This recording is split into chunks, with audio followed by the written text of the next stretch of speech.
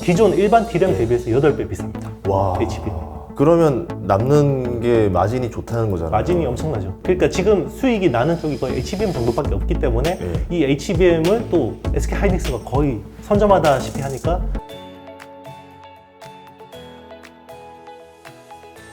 안녕하세요. 이번 시간에는 IT의 신 이영수 대표님을 모시고 반도체에 대해서 이야기를 해보도록 하겠습니다. 반갑습니다. 네, 안녕하십니까. 그냥 단도직입적으로 첫 질문을 해보도록 할게요. 삼성전자 주식이 안 올라요. 기고 있어요. 그런데 하이닉스는 보면 주가도 올랐거든요. 이런 경우가 흔한 경우인지 왜 그런지 모르겠습니다. 이런 경우는 거의 드물죠.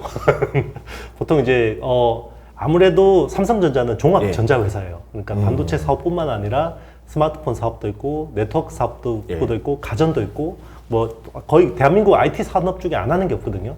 그래서 약간 뭐 이런 변동폭은 다르지만 하이닉스는 D램 낸드 플래시가 있지만 사실상 D램 회사라고 봐야 되거든요. 그래서 이제 뭐 어떤 변동성의 폭은 다르지만 거의 방향성은 동행하는데 올해는 완전히 그 사이클이 깨졌죠. 네. 그 왜 그러냐면 딱 하나 때문이에요. HBM이라는 아이템. HBM 삼성전자도 하지 않나요? 네.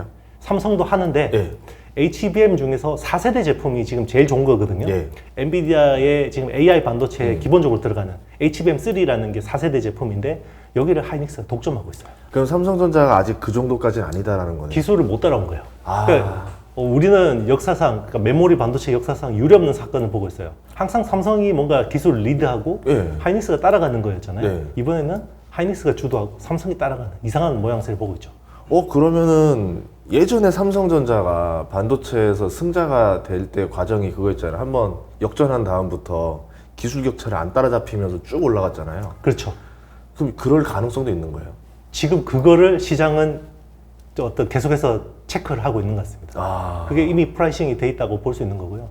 그래서 어떤 메모리 반도체 기존의 게임의 룰이 좀 바뀌는 것 같아요. 그러니까 기존에는 메모리 반도체라는 거는 커머디티잖아요. 그러니까 어떻게 보면 기성품이죠. 그러니까 미리 만들어 놓고 재고라는 걸 쌓아두고 이게 뭐 갑자기 수요가 폭증하면 쇼티지가 나서 가격이 급등하고 그리고 뭐 이게 갑자기 수요가 죽어버리면 재고가 남아서 막 헐값으로 팔리고 이런 사이클이 산업이잖아요.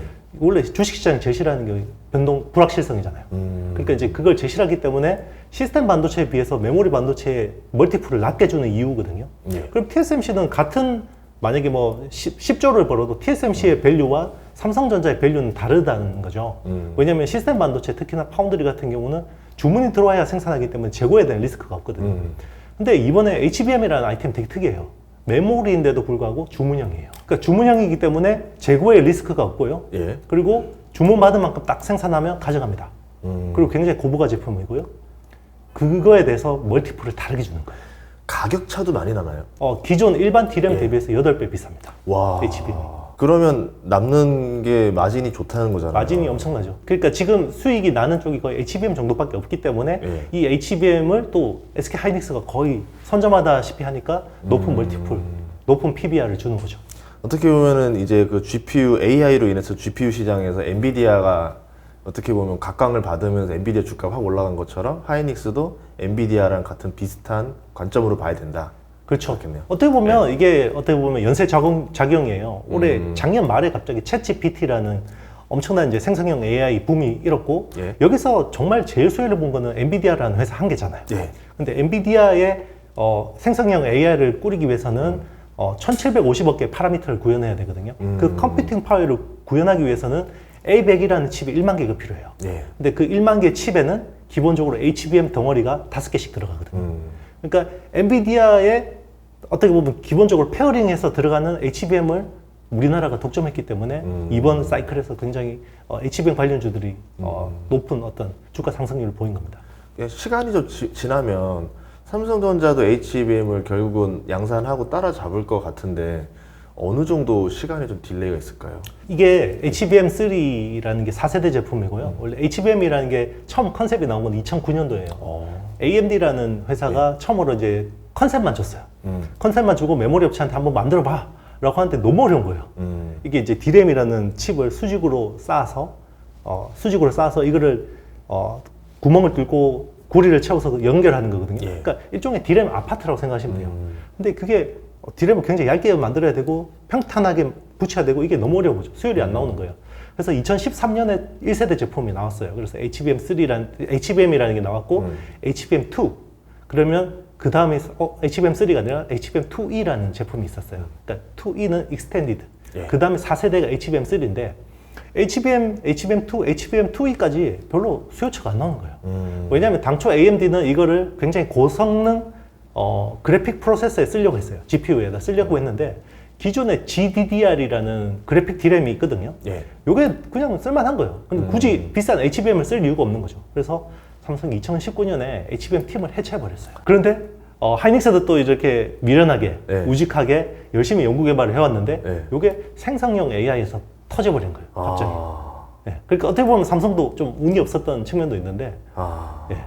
그러면 다시 지금 삼성은 좀 어느 정도 수준인 겁니까? 그러면? 지금 이제 삼성은 HBM2E까지 만들고 있고요. 3세대 제품까지는 만들 수 있는데 결국 부가가치는 HBM3라는 4세대 제품에 지금 집중돼 있고 여기를 SK 하이닉스가 지금 독점하고 있는 상황이고요. 삼성은 원래 올 9월에 지난 9월에 HBM3를 양산하겠다고 공언을 했어요. 예. 그래서 경기현 사장이 공식 그 행사에서 이야기를 했는데 양산이 안 된 것 같습니다. 그래서 안 됐기 때문에 최근에 보면 10월 초에 예. 그 첫째 주가 긴 연휴 이후로 3일 동안 장이 열렸잖아요. 예. 4일, 5일, 6일, 3일 열렸는데 그 기간 동안에 외국인이 삼성전자 주식을 6,400억 팔았고요. SK 하이닉스 주식을 2,060억을 샀어요. 그게 왜 그러냐면 HBM3를 아마 엔비디아에 납품 못한 것 같다라는 이슈가 나왔기 때문에 그렇게 그 사이에 예. 하이닉스는 5%가 오르고 삼성전자는 3%가 내렸고요. 연간으로 봐도 하이닉스는 거의 뭐 이렇게 많이 오를 때는 60% 가까이 올랐었는데 삼성은 20-30%밖에 못 올랐거든요. 그럼 결국은 HBM만 지금 돈이 된다. 맞습니다. 그럼 나머지 뭐 우리가 알고 있는 디램이나 낸드는 그러면 시장이 네. 좋지 않았다는 얘기네요. 안 좋습니다. 그리고 올해 상반기 반도체 주식이 되게 많이 올랐잖아요. 예. 그럼 왜 올랐냐면 이게 이제 메모리 반도체의 바닥을 잡고 이게 이제 바닥이 잡혔다, 반등한다. 라고 기대했고 여기에다가 생각지도 않은 AI 혁명이 중첩이 된 거예요. 네. 그러니까 원래 메모리 반도체 반등 사이클에다가 AI 혁명이 중첩되니까 기대감이 더 커졌겠죠. 그게 막 이제 상반기 시세를 냈는데 AI 수요는 좋았어요. 계속해서 뭐 엔비디아 칩에 대한 쇼티지는 여전했는데 전통 수요 있죠. 그러니까 그 메모리의 어떤 전통 수요에 대한 이 회복이 굉장히 느려진 거죠. 생각보다 너무 느린 거죠. 그러니까 전통 수요라고 하면 세 가지입니다. 결국은 서버라는 영역이 있고, 그리고 스마트폰, 모바일, 그리고 PC라는 이 세 개가 제일 큰데요. 원래 뭐 서버 쪽은 우리 지금 이야기하는 생성형 AI 같은 이런 하이 퍼포먼스 컴퓨팅 이쪽이 아니라 일반 서버 있잖아요. 네. 그러니까 인텔 CPU 2개 꽂고 이렇게 넓적하게 만드는 그 서버 클라우드에 많이 쓰는 거, 그런 일반 서버 쪽은 별로 안 좋았습니다. 그게 이제 전체 D램에서 수요의 한 40% 정도 차지하고요. 스마트폰이 원래는 수요가 제일 큰, 빅3 중에 제일 큰 수요처였는데, 워낙 스마트폰이 15대 연간 피크를 찍고 계속해서 내려오는 상황이잖아요. 그러다 보니까 지금은 30% 중후반 정도, 한 37%, 8% 정도 비중을 차지하고 있고요. 그리고 PC가 많을 때는 한 15%, 적을 때는 한 13% 정도 비중을 차지합니다. 그러면 이제 좀 반등을 한다는 얘기를 들었거든요. 네. 디램이나 낸드. 그러면 좀 네. 어느 정도 얼마나 지금 반등을 할지 좀 예상되고 있나요? 그러니까 보통 이제 메모리 반도체가 상승이 있고 하락이 있고 이러잖아요. 예, 그렇죠. 보통 이제 바닥을 잡을 때 과거 사이클을 하면 이제 유추를 해보면 보통 쌍바닥을 잡고 올라가요. 쌍바닥이요? 예, W자를 그리고 이렇게 한 방에 팍 이렇게 코로나19 때처럼 V자 반등하면 좋은데 네. 보통 이렇게 W자를 그리고 가는 경우가 많았는데 반등하는 척 하면서 네네. 페이크했어 하면서 한번 죽었다가 또 올라가는데 보통 앞바닥이 공급단에서 이슈가 나옵니다. 보통 이제 캐펙스 네. 이제 워낙 수요가 안 좋으니까 이제 우리 설비 투자 줄일 거야. 네. 이제 캐펙스 투자 축소. 네. 그리고 이번에는 유례없는 감산이라는 발표까지 했거든요. 그러니까 우리 뭐 감산이라고 하면 예전에도 뭐 사이클 안 좋을 때는 감산한 거 아니야? 라고 생각할 수 있는데요. IMF 때 이후로 감산한 적이 처음이에요. 메모리 반도체 업체들이. 그러니까 반도체는 기본적으로 대규모 장치 산업이기 때문에 감가상각이 커요. 예. 기본 고정비가 있기 때문에 아무리 업황이 안 좋아도 감산을 한 경우는 없었어요. 그럼 이번에는 정말 유례없는 어떤 수요의 절벽이 나타났기 때문에 감산이라는 어떤 그 결과물이 나타난 거고요. 그러니까 감산을 하면 주가는 일단 한번 이제 바닥 잡았구나 하고 올라갑니다. 예. 그게 작년 가을이었어요. 그래서 이제 1차 반등이 났는데 예. 여기서 삼성이 어떻게 보면 약간 뻘짓을 했죠. 우리 인위적인 감산은 없습니다. 아. 그때 키옥시아도 감산 발표했고 하이닉스도 발표했고 마이크론도 발표했고 자 이제 삼성만 기다리면 돼. 근데 삼성이 우리 감산 안 하는데요? 그러니까 연말에 훅 밀렸어요. 11월부터. 그럼 삼성 입장에서는 이게 금방 지나갈 거다 생각하고 치킨 게임 걸을 했던 건가요? 그렇죠. 약간 전략적인 미스를 한 것 같습니다. 뭐 어떤 생각을 정확하게 했는지는 알 수 없지만 예전처럼 이렇게 좀 더 감산하면 어떤 경쟁사 옛날 치킨 게임 할 때처럼 적어도 키옥시아나 웨스턴 디지털 정도는 하나 보낼 수 있지 않을까 이렇게 생각한 것 같은데 저는 그게 불가능하다고 봤어요. 왜냐면 옛날에는 이 치킨 게임에서 자국의 반도체 기업들이 망하거나 이렇게 뭐 1년에 하나씩 망하거나 사업을 접근했잖아요. 치킨 게임 때는. 근데 지금은 반도체가 정치의 쟁점, 패권 전쟁의 핵심이에요, 지금. 그러니까 그 어떤 국가도 지금 자국의 반도체 기업이 망하게 놔둘 수 있는 나라는 없습니다. 돈을 빌려줘서라도 살려놓는다. 그렇죠. 그러니까 좀비 기업으로 만들어 놓는 거예요. 이제 그거를 강구한 것 같아요. 그러다 보니까 이게 또 훅 11월부터 훅 밀렸는데 이제 그러면 뒷바닥이 제대로 나와야 되는 건데 뒷바닥은 보통 재고가 감소하고 주문이 증가하면 이제 그때부터 뒷바닥 잡고 제대로 진바닥으로 올라가는 거거든요. 그렇죠, 그렇죠. 근데 이제 앞바닥은 작년 가을에 나왔고 지금은 이제 진바닥을 지나가는 구간이라고 보시면 돼요. 그러면 사야 됩니까? 그렇죠. 왜냐면 이제 그 업황의 사이클하고 주가의 사이클은 좀 다릅니다. 그러니까 보통 업황보다 주가가 6개월에서 9개월 선행해요. 그러면 올 상반기에 반도체 주식들이 웬만한큼은 40~50% 올랐잖아요. 그게 이미 선반영을 한 거예요. 그 업황의 상승. 그래도 아직까지는 한 60%의 업사이드는 있는 거죠. 근데 이제 보통 아시겠지만 처음에 바닥 찍고 올라올 때 제일 탄력이 좋고 그다음부터는 이제 각도가 기울는데 그때부터 쭉 가는 거잖아요. 지금은 이제 어떤 바닥에서 올라오는 걸 먹는 거는 이미 지났다고 보셔야 되고 이제는 남아있는 어떤 상승 그걸 충분히 누릴 수 있는 구간이라고 보고 있습니다. 반도체 보면 많이 오른 것들도 있고 아주 안 오른 것들도 있고 좀 나눠져 있잖아요. 지금 어디가 많이 올랐고 어디가 좀 안 올랐나요? 뭐 이것도 과거 사이클로 보면 통상적으로 그래요. 이제 뭐 꼭 그렇다는 건 아니지만 보통 바닥 찍고 올라오면 제일 탄력적으로 반응하는 게 장비주입니다. 장비주들, 그러니까 장비 업체들 딱 특성을 보면 알아요.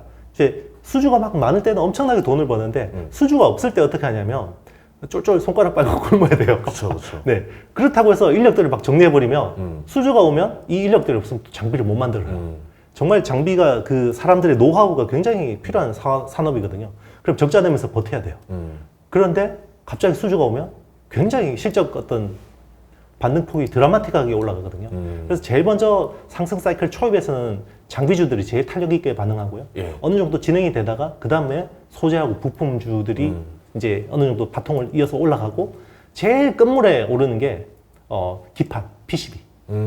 그래서 보면 작년에 사이클 꺾이기 전에 마지막까지 대덕전자, 심택, 해성DS 이런 업체들 엄청나게 실적 잘 나왔잖아요. 그 사이클 끝물이 그래요.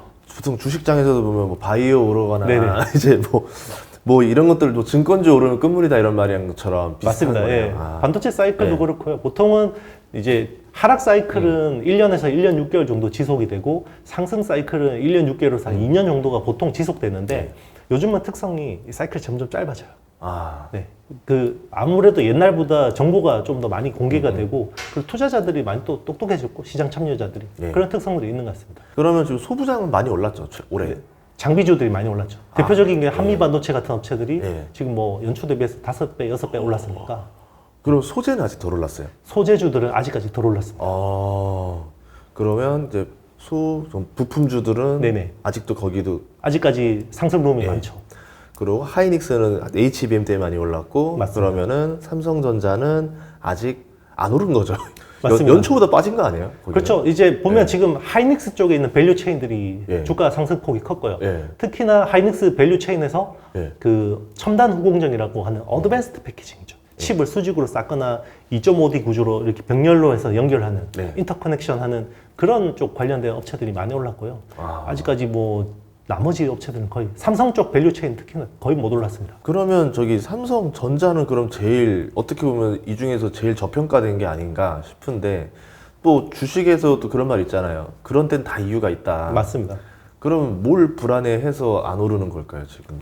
일단 이제 삼성의 어떤 그 리더십에 대해서 굉장히 걱정이 많은 것 같아요 시장에서는. 일단은 이제 어드밴스드 패키징이라는 이 시장에 대해서 전혀 대응을 못하고 있고 이 그 HBM이라는 게 굉장히 제가 중요한 아이템이라고 했던 게 기존의 범용에서 스페셜티 주문용으로 바뀌는 그 첫 번째 제품이라고 볼 수 있거든요. 근데 여기를 원래는 삼성이 주도를 해야 맞는 건데 2등 업체인 하이닉스가 주도를 하고 있는 상황이잖아요. 그게 이제 어떻게 보면 우려 포인트고, 그리고 이제 삼성 이제 그 파운드리에 대한 걱정이죠. TSMC하고 뭔가 기술 격차를 좁히고 뭔가 치고 나가는 모습을 보여줘야 되는데 오히려 점점 더 격차는 벌어지고 오히려 이제 우량 고객인 퀄컴을 뺏기고 이런 경우를 모습을 보여주니까 이제 그 회사에 대한 어떤 근본적인 경쟁력에 대한 의문이 생기는 거죠.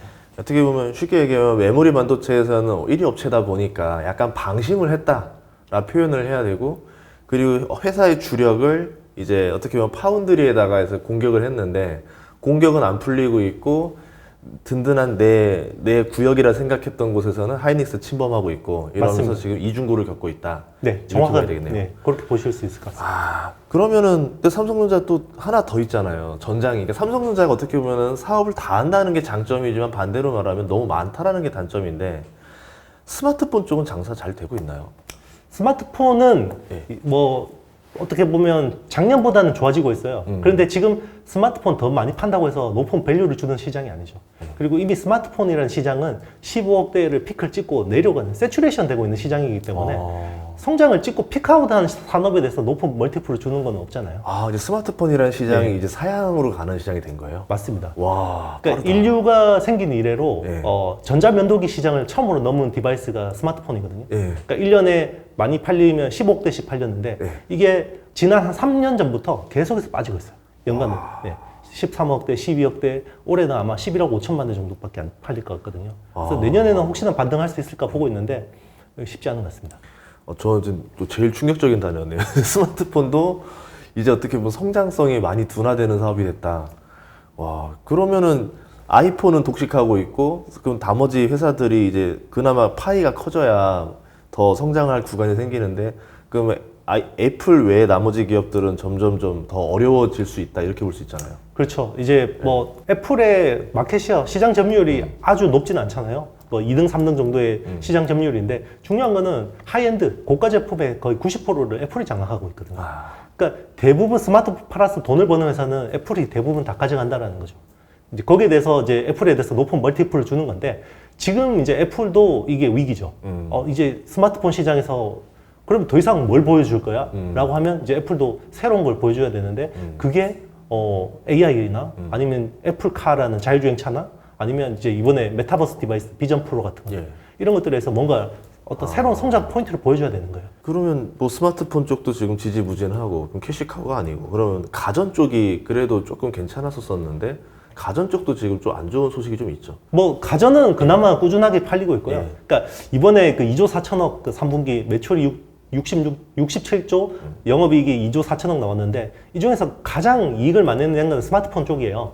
3조 3천억 정도 이익을 내긴 했는데 이게 시장에서 3조를 벌었다고 해서 높은 멀티플을 안 준다는 거죠. 그리고 이제 한 2조, 뭐 1조 후반에서 2조 정도 버는 게 삼성 디스플레이. 여기 이제 연결돼 있는데 이제 삼성 디스플레이도 대부분 애플에게 디스플레이 팔아서 돈을 벌거든요. 그러면 거기서 한 5조 정도의 이익이 나오잖아요. 그 중에서 한 4조를 반도체에서 까먹는 거죠. 네. 그리고 가전에서 한 5천억 정도 이익을 내고, 뭐 하만 이런 데서 한 2, 3천억 정도 이익 내고, 그렇게 해서 2조 4천억 겨우겨우 끌어모아서 내는 거죠. 그러니까 뭐 가전, 스마트폰, 뭐 메모리에서 뭐 이렇게 메모리 빼고 그래서 열심히 모은 돈 가지고 반도체에서 공격으로 돈을 많이 벌어줘야 되는데 여기서 까먹고 있으니까 전방위적으로 좀 어려운 상황이다. 이렇게 볼 수 있겠네요.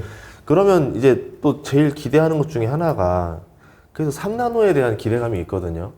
지금 어떤 상황인가요?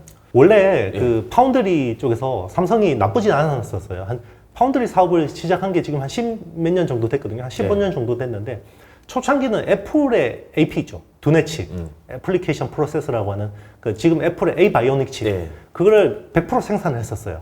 그리고 초창기에는 애플이 설계도 잘 못해서 삼성이 설계도 막 도와주고 이랬거든요. 그래서 잘 되고 있었어요. 그런데 삼성이 애플의 경쟁 제품인 갤럭시 S를 내놓고 거기에다가 갤럭시 S의 두뇌 칩인 엑시노스를 생산하니까 애플 입장에서는 혹시나 내가 주는 설계도가 유출된 거 아니야? 저쪽으로 가는 거 아니냐라는 의심이 드는 거죠. 삼성 파운드리에서는 절대 아니야. 우리는 같은 회사라도 칸막이가 쳐있기 때문에 절대 저쪽으로 넘어가는 거 없어 라고 하지만 고객사 입장에서 불안하잖아요. 그렇죠. 그때부터 어떻게 했냐면 TSMC를 끌고 왔어요. 세계 최대 파운드리 업체인 TSMC를 끌고 와서 이제 삼성 파운드리하고 TSMC를 경쟁을 시키기 시작합니다. 그러면서 그때는 기술 비등비등했어요. 예. 그게 한 2016년까지는 거의 비등비등했었는데 2016년을 기점으로 삼성이 졌어. 기술 진 거죠. 져서 이제 TSMC로 100% 넘어갔고 그때 이후로는 이제 10나노 그때가 이제 14나노 때였거든요. 10나노부터는 10나노, 7나노, 5나노, 4나노까지는 TSMC가 압살을 해버렸죠. 그래서 지금 거의 3년 정도의 기술 격차가 있다고 봐야 되고요. 그리고 이제 지금 3나노에서 이제 삼성이 그동안 졌으니까 한번 뒤집어 보겠어. 라고 해서 신공정을 도입합니다. 예. 이제 기존에는 트랜지스터 구조가 이제 물고기 지느러미 모양의 핀팻이라는 구조가 있거든요. 예. 요 뭐 핀팻이라는 구조를 쓰고 있는데 TSMC가 핀팻에서 너무 잘하는 거예요. 그래서 TSMC는 3나노까지는 핀팻으로 하기로 했어요. 그래서 이번에 애플의 아이폰 15에 들어가는 AP도 핀팻 구조예요. 근데 삼성은 3나노부터는 게이트 올 어라운드라는 그 좀 더 개선된 트랜지스터 구조. 근데 훨씬 공정이 어려워요. 이거를 먼저 시도를 한 거고 작년 하반기부터 양산을 하고 있습니다. 그래서 이제 뭔가 삼성이 항상 옛날부터 2등일 때 1등을 이렇게 치고 갈 때 항상 새로운 기술을 도입했거든요.